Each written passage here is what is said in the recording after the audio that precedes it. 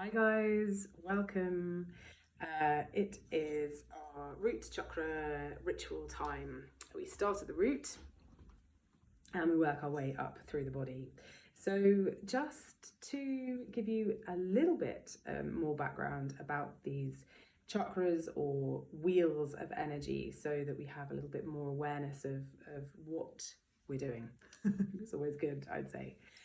So the chakras are, chakra means wheel in Sanskrit, and little note on the Sanskrit pronunciation here, it's not chakra. Chakra is a cucumber. Chakra, however, is the wheel of energy that is in the subtle body system, which is essentially the kind of the bit that you can't see, the energy system that you can't see. I couldn't kind of cut myself open and find a nadi or a chakra just as we could if we did that on the physical body and we were looking for the heart, for example. Instead, it's more of a sort of slightly esoteric concept that there are energy centers or wheels at levels within the body, and that each level needs to be clear and free. We need to be consciously aware of any blockages or repetitious patterns of behavior that we have going on there. We need to release that all, become free of that. And once we've done that work, we can then work our way up the body to bliss or enlightenment. And we do that by using yoga asana. There are corresponding yoga poses for each chakra to help release what's going on there. We do that through ritual, through breath work, and through our nature connection, as well as meditation. Each level, as I was saying, each level basically corresponds with a relationship, with a kind of with a planet, with an element, with a colour, with a crystal. There's all sorts of things that you can sort of bring into our practice to enhance it. And when the energy is kind of running freely through the body, and again, let's just talk energy a little minute, is known as prana. Basically, that's the life force within you. So there are situations in your life that feed your prana, feed your life force. And there are situations that you'll come up against which drain your life force. Now, that can be all sorts of things. So it's like the food that you eat can, you'll be aware of the fact that there are some foods that you eat and you have a physical kind of surge in, that felt good, that fed my body in a really good way. The same goes with people. Like, people can really feed your prana, your life force. You come away from a meeting with someone and you feel like they've literally kind of given you this surge of zest, sort of increased your zest for life. So what do we say? So food, people, drink, the things that we drink, the environments that we find ourselves in.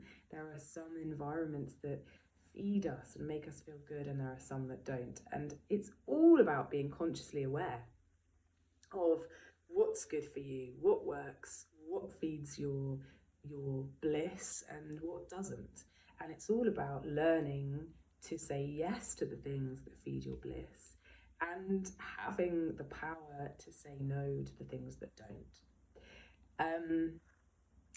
So it's pretty good stuff. It's kind of this really rudimentary, simple system that, as I said before, is this road trip all around the body to check in.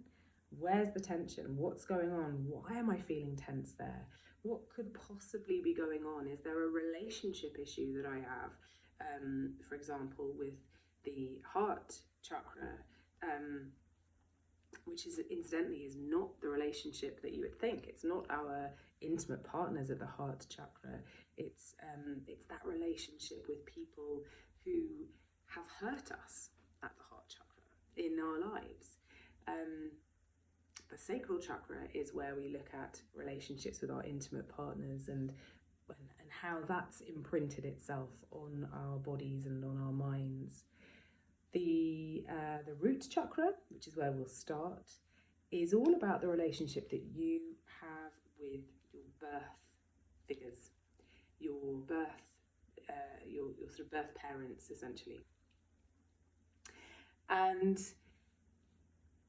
before we go any further, let's actually just start this by grabbing your tray if you manage to get one together. We talked about that in the little welcome lecture about having some symbols on a tray, maybe a candle, maybe some incense, just to mark the fact that we're coming together to do some work together and to explore and release possible things that are going on at different levels.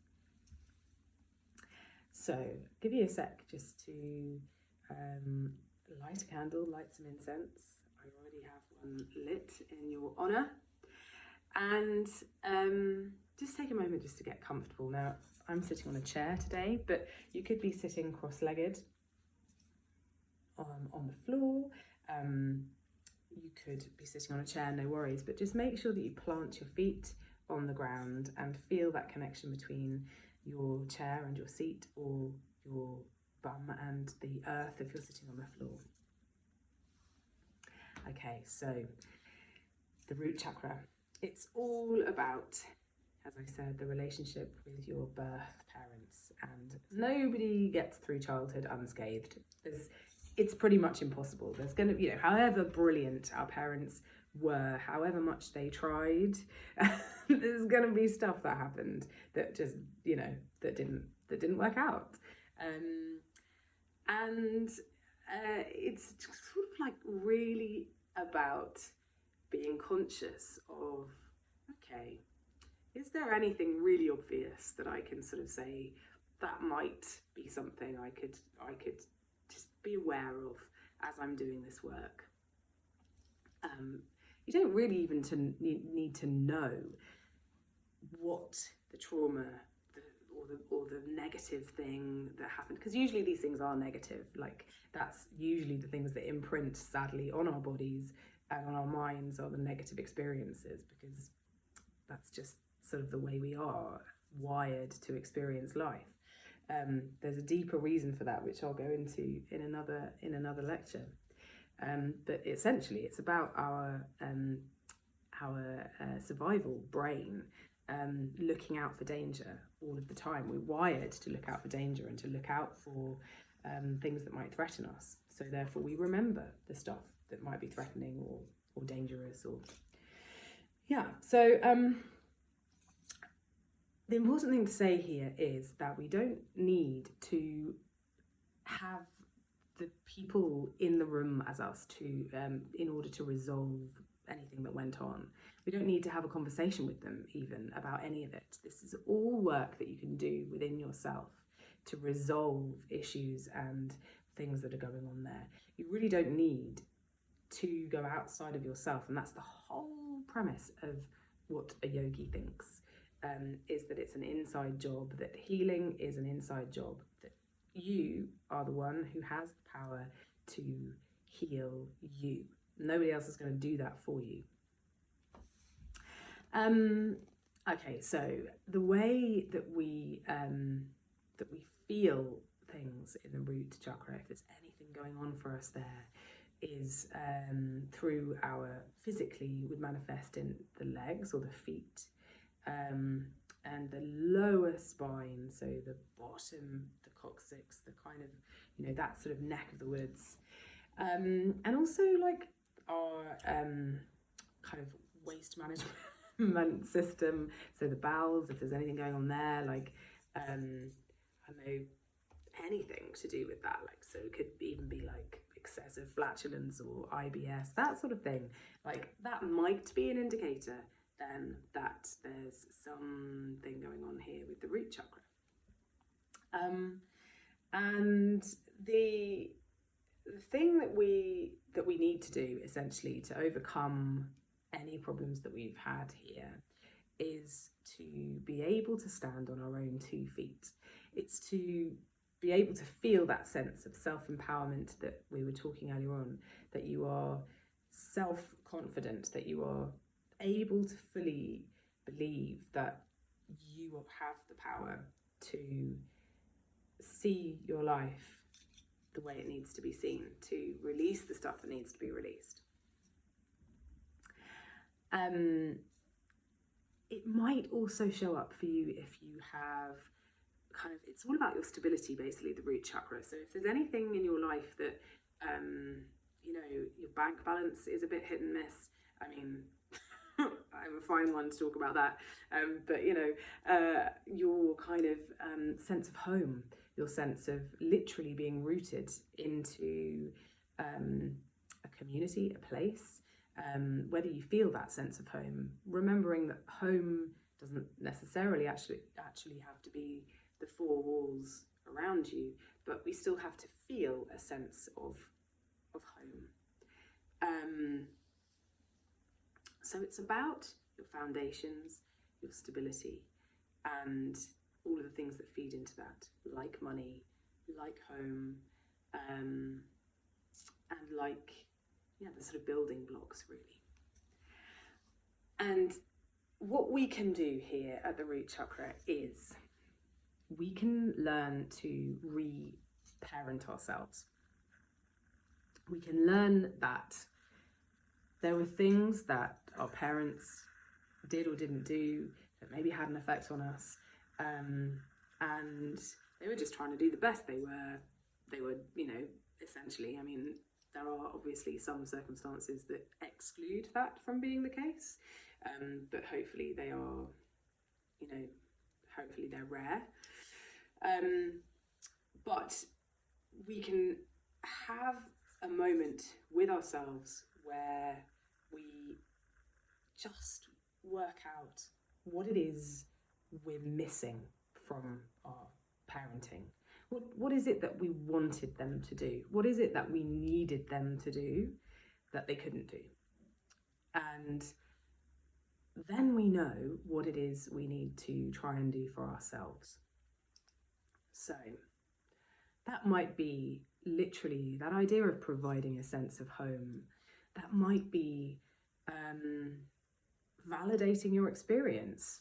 That might be something as seemingly small and insignificant as allowing you to be the most authentic version of who you were or are.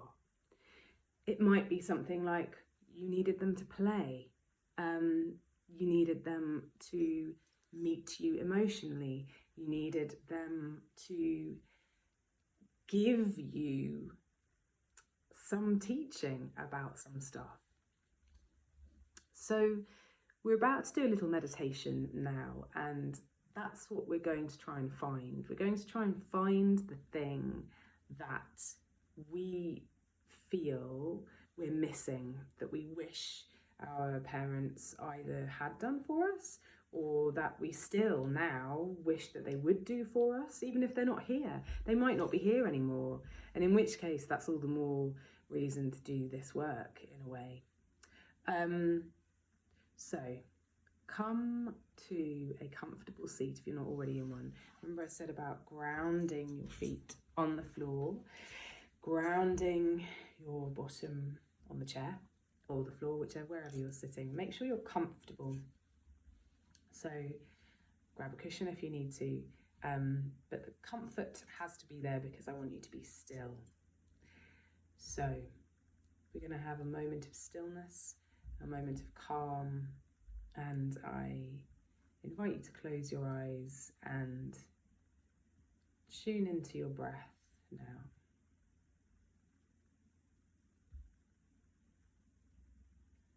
Become aware of the breath as it enters the nose, travels down the back of the nose, down to the throat, into the lungs. And notice as the breath comes up from the lungs, up the back of the throat, and out through the nose.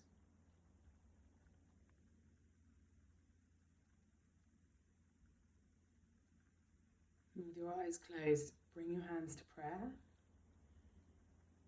And I invite you to chant the root chakra mantra, which is LAM, 3 times. Inhale to a comfortable level.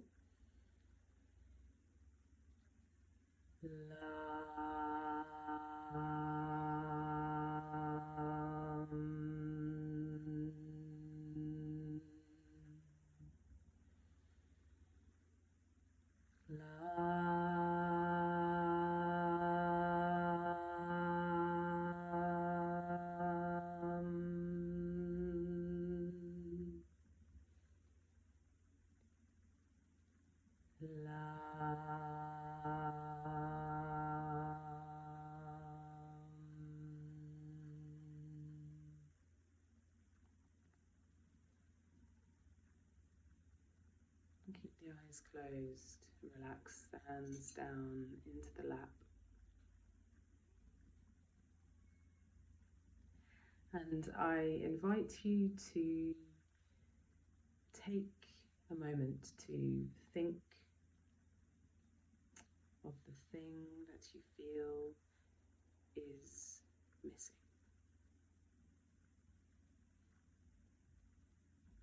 from your parenting. What is it that you wish you'd had, that you feel you missed out on?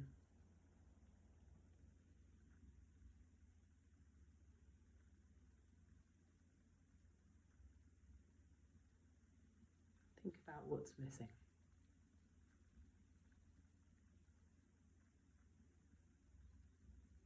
Allow any feelings or emotions to come up as they do. Know that it's a safe place for these emotions to come.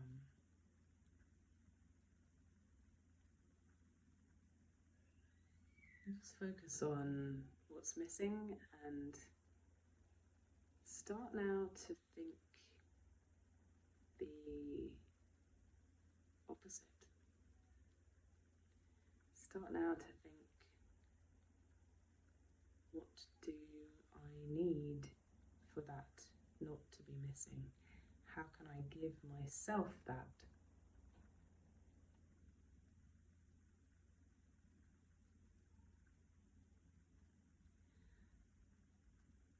How can I reparent myself?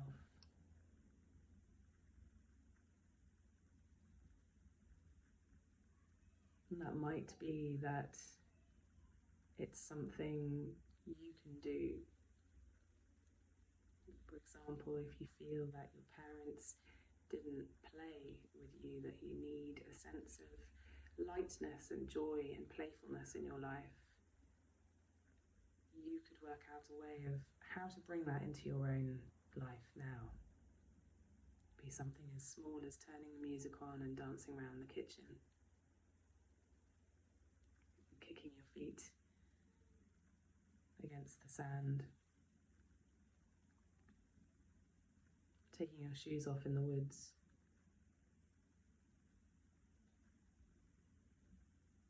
Maybe if it was to do with not being taught how to regulate your nervous system, you could commit to teaching yourself how to regulate your nervous system using nature connection, using the skills that we're going to look at in this course. Whatever the thought of lack is, I want you to now find the opposite thought of fullness and positivity.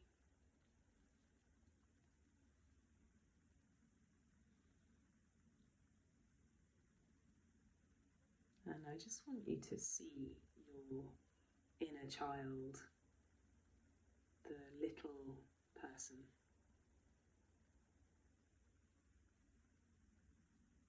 I just want you to take a moment just to smile at that little person that you were, and just offer some reassurance and say, it's all right, I'm on it. We're going to sort this out. You don't need to worry anymore. You don't need to feel the lack.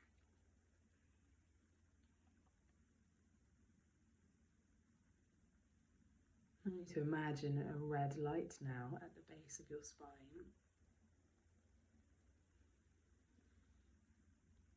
Keep breathing freely.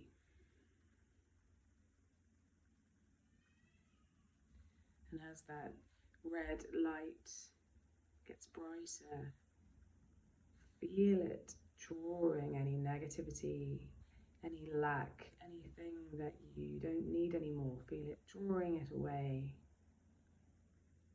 and rushing down the legs, out of the feet, into the earth. And this red light is getting bigger and stronger and more vibrant and catching more of the negativity, more of the lack, and taking it away down the legs and out into the earth.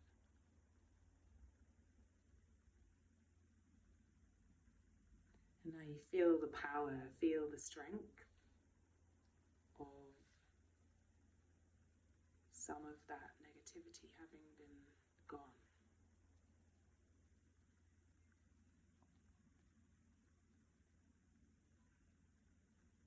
The light's getting paler now. That's going to stop shining. And feel the freedom and ease, the fact that you're full of possibility.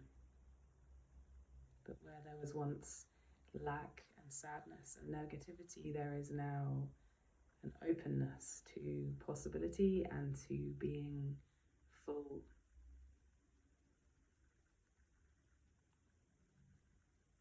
Bring your hands to prayer. Let's chant Lam 3 times to close this meditation. Inhale to a comfortable level.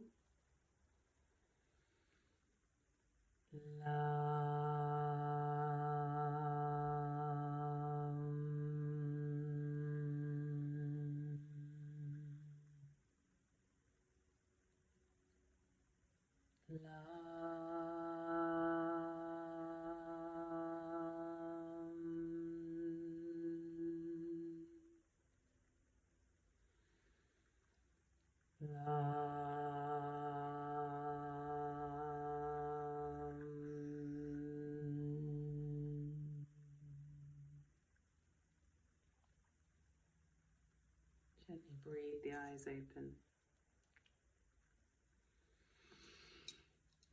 Good. I hope that's helped. I hope it's got rid of some of that negativity already and started to shift a little bit. Other things that you can do today for the roots chakra are go barefoot.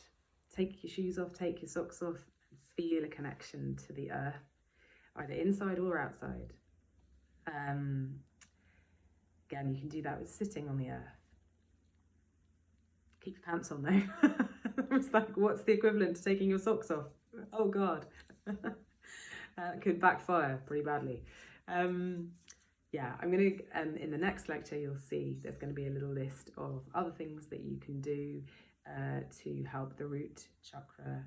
And I'm hoping that this is all going to be lovely for you and you're going to feel really nice and connected to the earth and a bit reparented by the end of the day. It's all a big journey. There's so much to do. There's so much to look at. But these little tiny baby steps, these taking a moment just to tune into stuff, it just helps just to get rid of some of the blockages and allow you to be free. Okay, loads of love to you, and I will see you soon. Take care. Bye.